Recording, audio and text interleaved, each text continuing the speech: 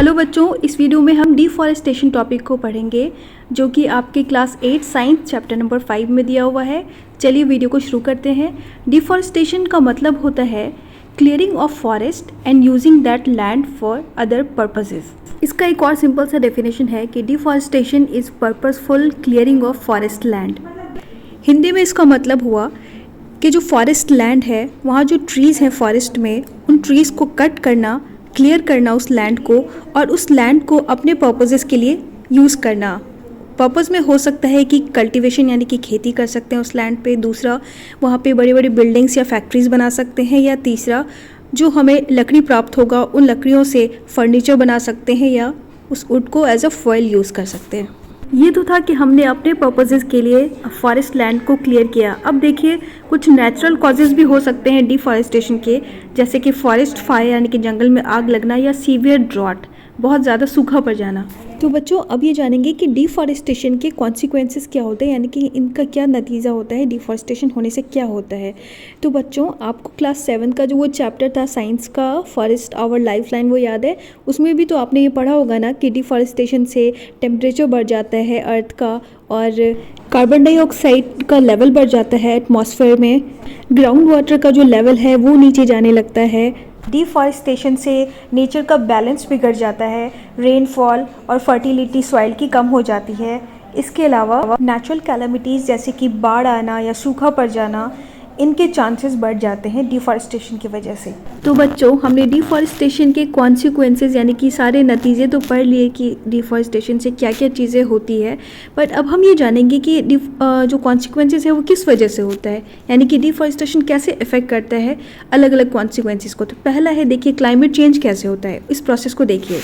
तो देखिए, फोटोसिंथेसिस के लिए प्लांट्स को कार्बन डाइऑक्साइड गैस की ज़रूरत पड़ती है। अब डिफॉरेस्टेशन से क्या हुआ, ट्रीज़ कम बची, बहुत कम ट्रीज़ बची क्योंकि ज़्यादातर ट्रीज़ कट हो गई।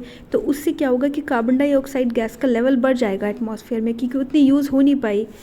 तो इसके कारण क्या होगा, ग्लोबल वार्मिंग होगी। इसलिए क्योंकि जो कार्बन डाइऑक्साइड अर्थ पे रहा, वो जो अर्थ से हीट रेज रिफ्लेक्ट हुई उनको ट्रैप कर लेता है। इस वजह से जो अर्थ का टेम्परेचर है वो राइज होने लगता है, बढ़ने लगता है।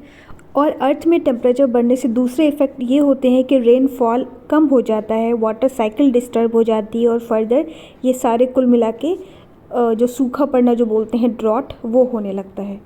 आगे बच्चों, हम ये देखेंगे कि डिफॉरेस्टेशन से फ्लड यानी कि बाढ़ कैसे आता है। तो देखिए, डिफॉरेस्टेशन होने की वजह से पेड़ कट हो गए, उसकी वजह से जो सॉइल है, वहाँ की मिट्टी है, उनमें वाटर होल्डिंग कैपेसिटी कम हो जाएगी, क्योंकि जब ट्रीज़ थे तो जब भी रेनफॉल होता था तो ट्रीज़ अपने थ्रू उस पानी को ज़मीन तक, सॉइल के अंदर तक पहुंचा देते थे। लेकिन अब जब ट्रीज़ कट हो गए तो ट्रीज़ के जो रूट्स बचे हैं वो ड्राई हैं, वो उनमें वाटर होल्डिंग कैपेसिटी नहीं रहेगी, वो पानी को रोक कर नहीं रख पाएंगे, और इसी कारण से वहाँ पे फ्लड आने लगता है। यानी कि जब भी रेनफॉल होता है तो पानी कलेक्ट होता है रहता है सरफेस तक ही, और ये धीरे धीरे फ्लड का कारण बन जाता है। तो लास्ट टॉपिक है कि डिफॉरेस्टेशन से सॉइल की क्वालिटी यानी कि मिट्टी की क्वालिटी कम हो जाती है। कैसे? तो देखिए, पेड़ की जड़ें जो होती है वो मिट्टी को जकड़े रखती है, और जब हम लोग डिफॉरेस्टेशन में ट्रीज़ को कट कर देते हैं तो हवा और पानी से मिट्टी का जब कटाव होता है तो मिट्टी का ऊपरी लेयर जो कि उपजाऊ लेयर होता है वो एक जगह से दूसरी जगह बह के चला जाता है, और मिट्टी का जो नीचे का लेयर होता है यानी कि हार्ड एंड रॉकी लेयर, वो एक्सपोज हो जाता है। तो इस तरीके से हम कह सकते हैं कि डिफॉरेस्टेशन की वजह से सॉइल इरोजन होता है, और उसकी वजह से मिट्टी की जो क्वालिटी होती है वो कम हो जाती है, यानी कि मिट्टी कम उपजाऊ हो जाता है, कम ह्यूमस हो जाता है।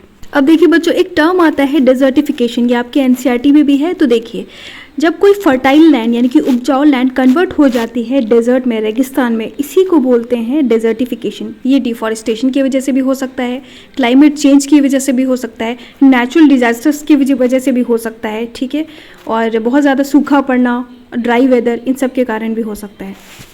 तो बच्चों, इस तरीके से ये पूरा का पूरा टॉपिक यहीं पे ख़त्म होता है। और अगर आप मेरे चैनल पे नए हैं तो प्लीज़ सब्सक्राइब कर लें, बेल आइकन को प्रेस कर दें, ताकि कोई भी जब मैं वीडियो डालूँ तो आप तक पहुंच जाए, और पार्ट्स में मैं पूरे का पूरा चैप्टर अपलोड करती रहूँगी। Thank you.